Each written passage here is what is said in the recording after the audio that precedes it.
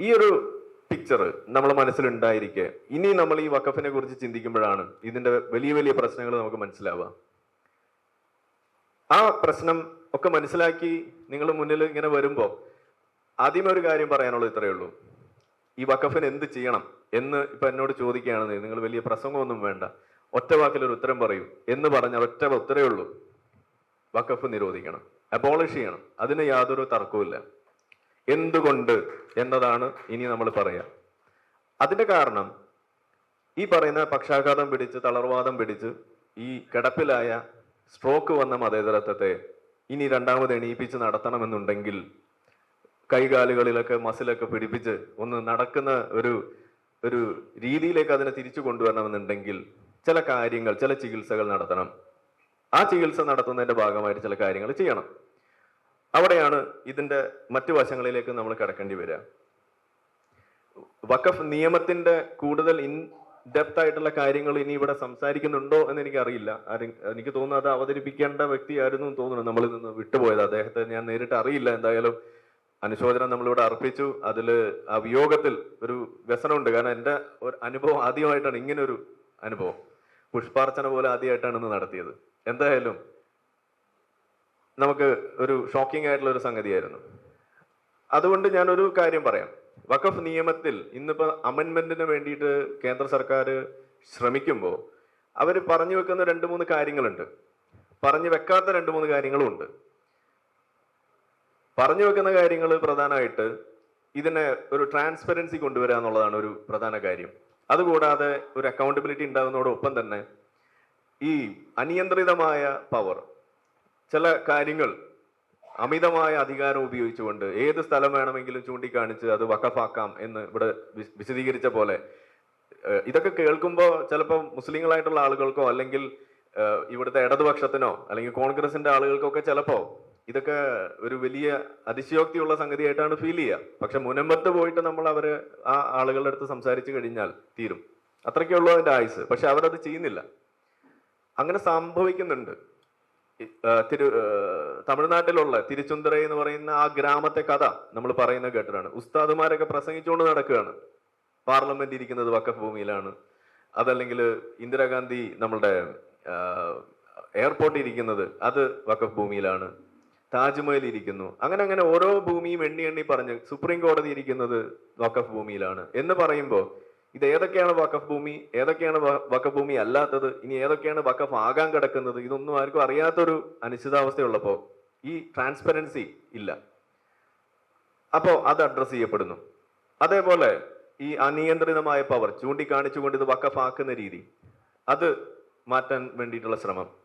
അതുകൂടാതെ ഇതിനകത്തൊരു വഖഫ് ട്രൈബ്യൂണലിൽ കൊണ്ടുപോയിട്ട് മാത്രമേ പരാതികൾ പരിഹരിക്കപ്പെടുകയുള്ളൂ.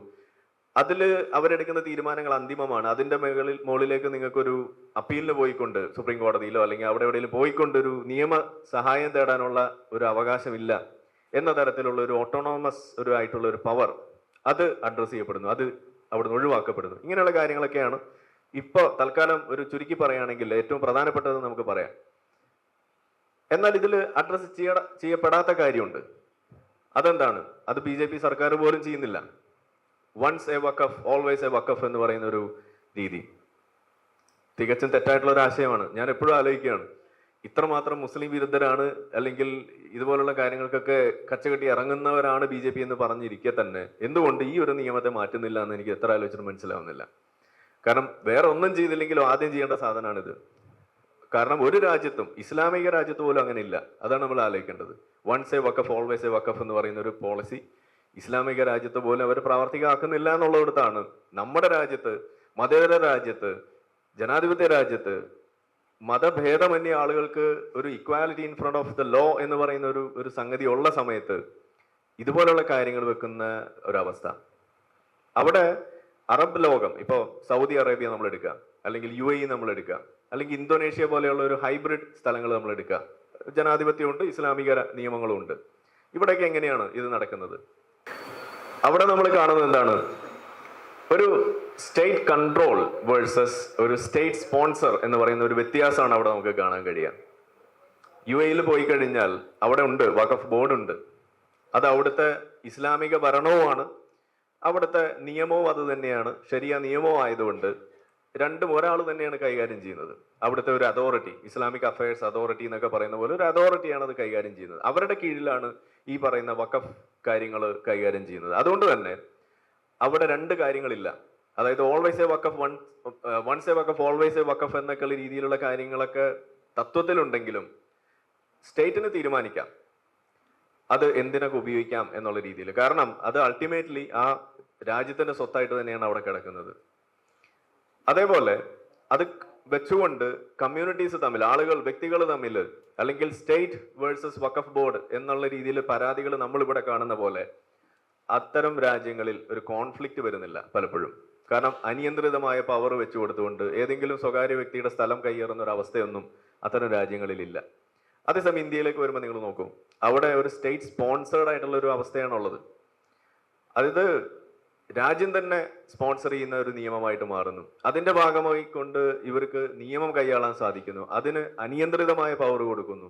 അതിൽ ചോദ്യം ചെയ്യാൻ പെടാത്ത കിടക്കുന്ന ഒരു അവസ്ഥയും വെച്ച് കൊടുക്കുമ്പോൾ ജനങ്ങൾ എന്ത് ചെയ്യും? ഈ ജനങ്ങൾ എന്ന് പറയുമ്പോൾ നിങ്ങൾ വിചാരിക്കും ഹിന്ദുക്കൾ മാത്രമാണ്. അതുമല്ലല്ലോ. നമ്മുടെ രാജ്യത്ത് ഇന്ന് വഖഫ് ട്രൈബ്യൂണലിലുള്ള കേസുകളുടെ ഒരു എണ്ണം മൊത്തം എടുത്തു കഴിയുമ്പോൾ 40,000-ഓളം കേസുകൾ ഉള്ളതിൽ 25% മുസ്ലിങ്ങളുടെ പ്രോപ്പർട്ടീസുമായി ബന്ധപ്പെട്ടുള്ള കേസാണ്. 25%. ചെറിയ നമ്പർ ആണെന്ന് നിങ്ങൾക്ക് തോന്നുന്നുണ്ടോ?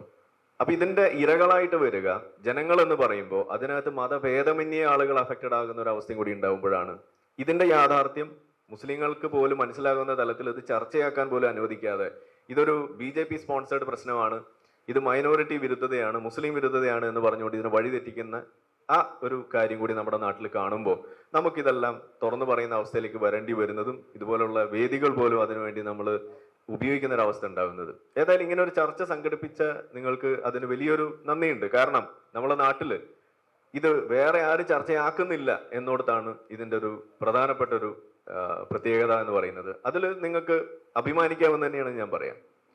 അതുകൂടാതെ എപ്പോഴും പറയാറുള്ളത് പോലെ നിങ്ങൾക്ക് എതിരെയുള്ള വിമർശനങ്ങളാണെങ്കിലും നിങ്ങളത് കേട്ടിരിക്കുന്ന ആളുകളും കൂടി ആയതുകൊണ്ട് അത് നമുക്ക് പറയാനും സാധിക്കുന്നു എന്നുള്ളത് തന്നെയാണ് ഇവിടുത്തെ ഒരു വ്യത്യാസം. അപ്പൊ അതുകൊണ്ട് ഒരു കാര്യം കൂടി പറയുകയാണെങ്കിൽ ഈ തരത്തിലുള്ള വിഷയങ്ങൾ ഓരോന്നും നമ്മൾ നോക്കി മുന്നോട്ട് പോകുമ്പോൾ മതേതരത്വം എന്ന് പറയുന്ന സാധനം നമ്മൾ സൂചിപ്പിച്ച പോലെ അതിനെ രക്ഷപ്പെടുത്തിയെടുക്കണം എന്നുണ്ടെങ്കിൽ ഇതിനെ ഒഴിവാക്കുക, ഈ വഖഫ് നിയമം റദ്ദാക്കുക എന്നത് തന്നെയാണ് ഒരേ ഒരു പോംവഴി എന്ന് നമ്മൾ വീണ്ടും ആവർത്തിക്കേണ്ടി വരികയാണ്. ഇതുപോലുള്ള കാര്യങ്ങൾ അറബ് രാഷ്ട്രങ്ങളിൽ, മുസ്ലിം രാജ്യങ്ങളിൽ പോലും ഇല്ലാത്ത തരത്തിലുള്ള അനിയന്ത്രിതമായ പവറുകൾ വെച്ചു കൊടുത്തുകൊണ്ട് വ്യക്തികൾ തമ്മിലുള്ള പ്രശ്നങ്ങൾക്ക് വരെ വഴിവെക്കുന്ന രീതിയിലേക്ക് ഇതിനെ കൊണ്ടെത്തിച്ച് ഇത് കയറുവിരി വിട്ടിരിക്കുന്ന ഒരു ഭീകര സത്വം പോലെ ഇതിനെ അഴിച്ചുവിടുന്ന ഒരു അവസ്ഥ ഉണ്ടാകുന്നത് ശരിയല്ല.